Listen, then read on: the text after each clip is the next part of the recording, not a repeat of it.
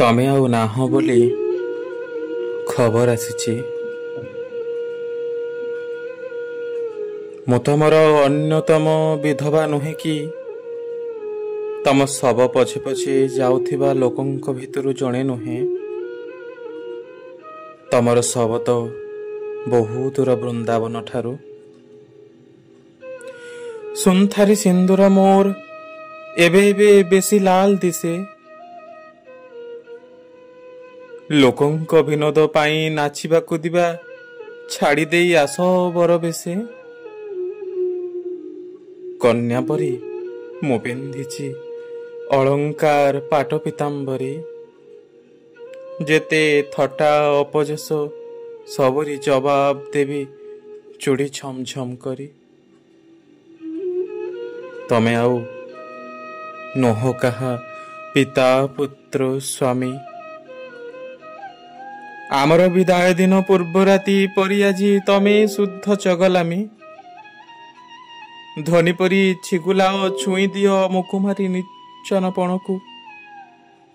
କାନ୍ଦିବାକୁ ଗଲାବେଳେ କୁତୁ କୁତୁ କର ମୁଁ ନିସ୍ପନ୍ଦ ଚାହିଁ ରହିବାକୁ। ଜୁଇଁରେ ସ୍ଥାପନା କରି ତମର ଶରୀର ସେମାନେ ଦେଖିବେ ନିଆଁ ଜାଳି ଦେଇ ଯାଏ ଯେତି ସମ୍ପର୍କ ଥିଲା ତମର ତାଙ୍କର। ଘରକୁ ଫେରିବେ ପୁଣି ଦିନା କେତେ ପରେ। ତମେ ଆଉ ନଥିବା ଶୂନ୍ୟ ସ୍ଥାନ ପୂର୍ଣ୍ଣ କରୁଥିବେ ତମର ସ୍ମୃତି ସಮೇତ ନାନାଦି କଥାରେ। ମୁଁ କିନ୍ତୁ ପାରୁନି ଆଉ ରୋକି ମୋର ସୁଖ ସନ୍ତୋଷକୁ। ତମେ ଯଦି ତାଙ୍କ ପାଇଁ ନ ମରିଥାନ୍ତ ମୁଁ ଗୋଟାପଣେ ପାଇଥାନ୍ତି କିପରି ତମକୁ। କାହାରିକୁ ଜଣା ନାହିଁ ତମେ ଅଛ, ତେଣୁ ମୁଁ ନଈକୁ ଆସିବା ବାଟରେ ପଛେ ପଛେ ଆସିବେନି କେହି।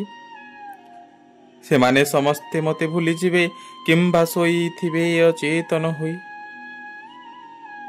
ଯେତେବେଳେ ମୁଁ ତମକୁ ଭିଡ଼ି ଧରିଥିବି ମୋ ଛାତିରେ, ଯେତେବେଳେ ମୋ ସର୍ବାଙ୍ଗ ସାରା ତମ ହାତ ବୁଲି ଯାଉଥିବ, ଯେତେବେଳେ ବାଧା ଦେବା କିମ୍ବା ପଦେ କଥା କହିବାକୁ ମୋର ଆଉ ସାମର୍ଥ୍ୟ ନଥିବ, ଯେତେବେଳେ ମରିପାରୁ ନଥିବି ଅଥଚ ଜୀଇଁବା ବି ପୁରା ଅସମ୍ଭବ।